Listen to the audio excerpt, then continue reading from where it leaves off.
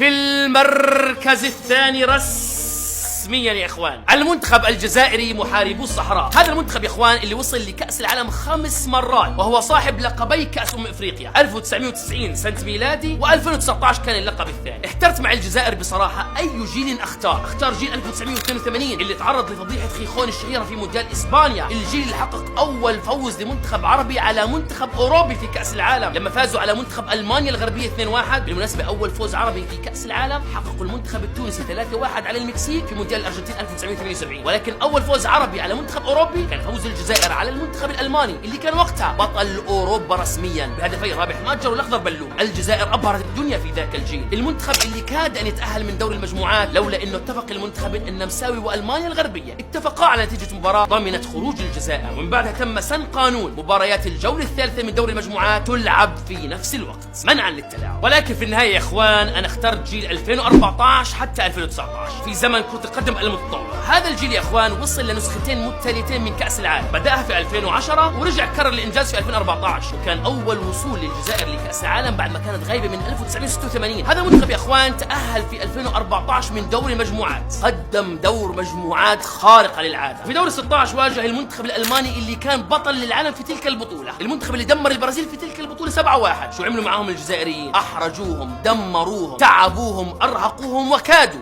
ان يقصوا المانيا من نسخة 2014. يعني كان ممكن نشوف بطل اخر غير المانيا لولا تألق مانويل نوير في تلك المباراة. نوير اقصى الجزائر من ذاك المونديال زي ما عملها في الدور اللي بعده مع فرنسا في الدور الثمانية، برضه اللي طلعني رسميا. كان ممكن نشوف فرنسا الجزائر يا عفو الله الرحيم في دور الثمانية. المانيا، نعم المانيا بطلة كأس عام 2014 كادت ان تودع البطولة على ايدي محاربي الصحراء لولا الهدف القاتل في الوقت الاضافي. ذاك الجيل بنجوم رياض محرز ورئيس مبولحي وبغداد بنجاح في 2019 شفناه، وغيرهم الكثير.